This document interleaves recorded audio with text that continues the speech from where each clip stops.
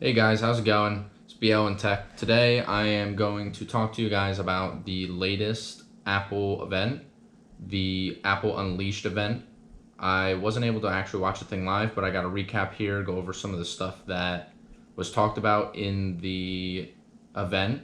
I know that they've released plans for a new MacBook. They've released a new set of AirPods, and they've touched on iOS 15.1. So just wanted to go over some of that stuff with you guys today, since I can't get my hands on any of the material, but it's always cool to go and do a little bit of a recap on it. So here I have a little bit of a story about what was talked about. As I can see right off the bat, they have brought their bezel-less design of the iPhone to the MacBook. So it looks like you're going to have the same style of notch on a MacBook that you would see on an iPhone X or newer, which is pretty interesting because it's a computer. Why? Computers always have bezels, but they got to change it up. They got to make it look different. Got to get new designs. It looks a lot more squared off than it used to, because I have the 2018 MacBook Pro model with the touch bar. They did remove the touch bar, which they had done previously, but it does look a lot sleeker. It looks a lot cleaner. Let's see. One thing that I noticed when I was looking through, 21 hours of battery life, pretty good compared to the older models. I know my thing doesn't want to last anymore, 3 years old, but that's the beauty of technology. It doesn't want to last. So, it's pretty neat that they were able to update that. Also, I have a 13-inch MacBook display. Now they've changed the minimum to 14 inches and the maximum to 16, which is really interesting. They were able to put some. They were able to re-add a lot of old ports. So instead of just the small little. So of course the older models, they have the lightning bolt ports, which only allows you to put USB Type-C in. So you needed a plethora of adapters just to be able to put in USB devices, to put in your phone, anything like that. So this gives you a little bit more of an option as far as what you can put on the computer. Of course, they are coming out with a new operating system with the release of the MacBook, Mac OS Monterey RC. So that's pretty interesting. They, of course, kept the style. I mean, the aesthetic still looks the same, maybe a little bit more sleeker, maybe a little bit better. I don't know. We'll see when everything releases, I guess. Final Cut Pro, looks like there's been some updates to Final Cut Pro and Logic Pro, which is really interesting. It looks like they've added an 8K feature, being able to do 8K video and compatibility with the cinematic mode for the iPhone 13. So kind of just creating a computer that's more compatible with the phones they've just released, which is really cool. They have new wallpapers. Okay. The new M1 Pro and M1 Max Pro MacBook Pro. So the chip is M1 and M1 Max, which is really interesting. It actually says here that it allows up to 4 external displays at one time. So it, gives you that capability for gamers, for day traders, for anything like that, where you need multiple screens, you need multiple, monitors. Gives you that option, which is really neat. Looks like a lot of shipping issues. It says shipping times are already slipping into December. That's never a good sign, unfortunately. Biggest thing, it seems, is battery life. They're really pushing. Let's see, the 14. So the new 16-inch MacBook Pro has a 21-hour runtime, whereas the 14-inch only does 17 hours of video playback. I mean, still pretty good. 50% charge in 30 minutes with the charger. Even just compared to last year's model, no fast charging in last year's model. No charging in 2019-2016 model, only in the newer models. Capacity, the 14-inch MacBook Pro, the charging battery capacity has actually gone up to 70, which I believe the 13-inch I have is about 65. So it's definitely an uppage. 16-inch is still the same with 100. Of course, the old MacBooks came with the 61-watt charger. The new one comes with a 67-watt or a 96-watt with MagSafe. So that's interesting. The 16-inch comes with 140-watt with, again, MagSafe. It's really interesting. It seems like the battery for video playback on the newer 14-inch is actually lesser than the 13-inch, but the 16-inch has significantly increased from the previous 16-inch. So it's always good to see it going up rather than down, of course. The new AirPods, AirPod 3 just released with spatial audio, which is really interesting. It allows you to kind of open up the room with audio, makes it feel like you're surrounded by the sound. So that's a really nifty feature. Of course, it's coming in at a more reasonable price than the Pros. The Pros obviously $250. So, and I mean the Pro Max, it's like $500. So definitely a more economic if you're looking for something, because here it's saying that they're actually even cutting the price of their second generation down to $129. So you could even get a good deal on their second generation, which is pretty good. But the new ones, they have Find My iPhone, basically Find My Network they're calling it, but Find My iPhone. MagSafe charging, so comes with obviously increased battery life, 6 hours on a full charge. That's definitely an increase, which is really nice. But $200 price tag. It's $50 cheaper than the Pro, but it's definitely a hike from $129 that you could get the twos from.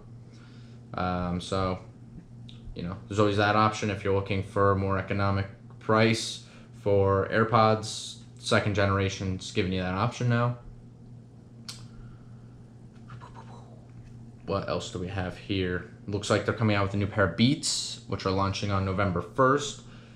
Beats Fit Pro Earbuds powered by Apple's H1 chip, which is what they use for their AirPods. So just, continuing with that trend of using the same technology now that they own the Beats company. Apple seeds tvOS 15.1 RC and SharePlay and HomePod 15.1 RC with lossless and Dolby Atmos. So it looks like we're gonna see Dolby Atmos become more prominent in the Apple ecosystem, which is really interesting. Of course, with the HomePod, so with audio from the HomePod, if you're listening to music, gives you that option to have more Dolby Atmos, better sound. Same thing with the Apple TV. If you have a TV with Dolby Atmos, I'm assuming it just gives you the opportunity to use that through the Apple TV, which is really nice. Looks like they're coming out with a new operating system for the Apple Watches. Well, not new, but updating the operating system on the Apple Watches, 8.1. So we're starting to see some of the patches rolling out for these operating systems, because obviously the operating systems were going to be a little bit glitchy on release. So we're seeing a lot of patches come to those different operating systems, one of them including iOS 15. We're getting iOS 15.1 shortly, it says. So it actually says next week. So we have next week to look forward to patches. So if there's any issues with the operating systems, hopefully a lot of that will get taken care of in the coming week with the patches. Obviously, we're going to see patches coming throughout the entirety of the year. This is just the first little taste we get of it. But yeah, so looks like new MacBook, new AirPods with MagSafe. That's pretty interesting. But yeah, it looks like the starting price for the MacBooks is pretty wild. $2,000 starting. I know before they were around 16 starting, so definitely a bump up there. But you get longer battery life, MagSafe charging. You get, here it says up to 8 terabytes of storage, up to 64 gigabytes of memory, 1080p FaceTime camera, iOS, macOS, Monterey, HDMI port, lightning bolt ports, SDXC, so you can put in your SD cards. You got studio quality mics, MagSafe 3, which is the charger instead of the USB-C. It looks like they kind of are going back to the magnetic charging port, which is nice. M1 Pro, M1 Max chips, Liquid Retina XDR display, 2 times faster storage, 11 times faster ML, 3.7 times faster CPU. So we should, if you're going from an older Mac to this, you should see a drastic increase in performance. 6-speaker sound system with spatial audio. So not only are they adding the spatial audio into their AirPods, but they've actually, it seems like they're going to place them into their MacBooks as well. So definitely interesting to see that they're really kind of going with the whole spatial audio thing and implementing that into a lot of their devices. 13 times faster graphics, advanced thermal architecture, Magic Keyboard, so it's no more touch bars, no more just regular keys, anything like that. So a little bit more even. We got the display notch, 120 hertz refresh, which is great for a computer. You definitely want to see that on a top tier computer like a MacBook. HDMI MagSafe. So again, a lot more ports. They're kind of backing up on their whole idea of let's just make all these attachments that you need and let's just actually invest in making ports to immediately plug into. A little bit of a rundown for the prices for the AirPods. Looks like we got $129 on the second generation, actually $179 on the third generation, $250 still on the Pros, and $550 on the Maxes. So not too bad of a price. It's around, I want to say, what the original AirPods were looking at for price. So really it's not terrible because it's not a terrible price for what you're getting. Spatial audio, better charging, longer battery life, everything like that. So it's not terrible, but again, if you're not willing to spend that much, you still want a pair of AirPods, they drop the price of the 2s to $129. So there's always that option. It's a viable option. It's definitely, you still get the wireless charging, everything like that. So let's see. Looks like they are launching a new type of Apple Music, a $5 voice plan for accessing Apple Music exclusively with Siri. So I'm assuming that you pay $5 a month, and rather than have an actual app, you just run it through Siri, and I guess it just drops the price. One person, Siri on Apple devices, songs, playlist stations, all Apple devices. That's the voice plan. An individual plan normally would be one person, Siri on Apple devices, songs, playlists, stations, lyrics, and music videos. So you're losing lyrics and music videos with this plan. Also, the individual plan allows spatial and lossless audio. So that doesn't come included with the voice plan. So that's another thing to look out for. And then Apple Plus supported devices. So it's not just Apple devices, but any device that supports Apple Music, you can also utilize that one on. So, I mean, it's a much more cut and dry plan. It's not really like, if you're just looking for something sort of like Spotify, but still kind of lesser than that, that's kind of what you're looking at for the voice plan. But yeah, I mean, it's interesting that they're kind of flipping the script on Apple Music and trying to not just change their devices, but also implement different ideas into their plans, showing that they're kind of looking at all aspects of the Apple ecosystem and kind of trying to create more economic options for people, more viable options for those who don't necessarily want to So also we're getting, looks like a couple different colors in the HomePod Minis, yellow, blue, and orange. So I mean they look very nice. It's nice that they're kind of doing different colors. A lot of people have different color schemes in their home, and just having that plain, white or silver or space gray kind of gets bland. So this kind of adds a little bit of color. So if you have like a gray room, you could throw the orange one in there and liven it up a little bit with the colors, which is really nice. You know, Google doesn't really have that for their Google Home devices, so it's definitely interesting.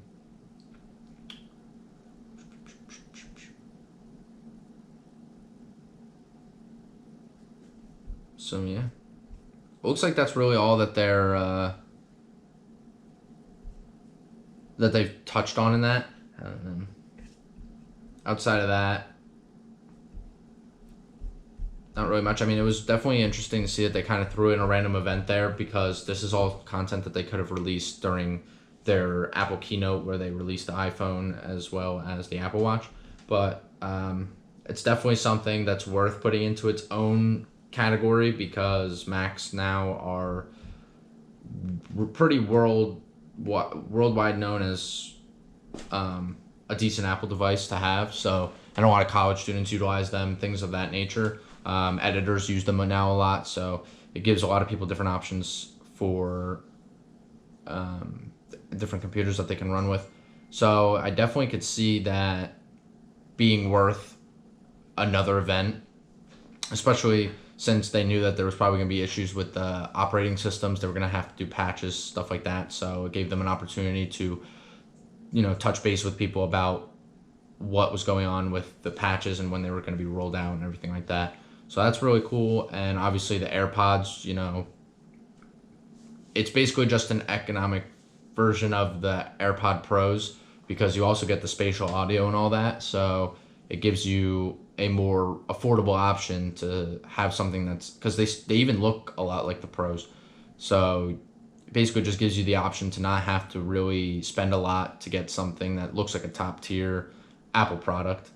So it's really nice that they're looking out and trying to create a situation where people can get more of their devices for a more reasonable price, because God knows that there's so much stuff being inflated these days that it's nice to see that a company's kind of pulling back on that. But of course, the more information we get about these, the more hands-on people get. We'll get more information, and hopefully we'll be able to see what's going on with these devices, how well they work, and if it's really worth getting them. So hopefully down the line we can kind of get a video touching into that. But just wanted to get this video out because the event had a lot to give, especially as far as MacBooks go, as far as the AirPods go. So it was a pretty big event, and kind of not out of the blue, but definitely more of a random event than anything, because most people are used to just having the regular keynote around this time and getting the Apple iPhone release and the Apple Watches and such. So again, it's really interesting that they were able to do that. So all right, guys, well, like I said, I wanted to get this video out, give you guys some more content. I know I just released something a couple days ago or yesterday, depending on when I get this video out.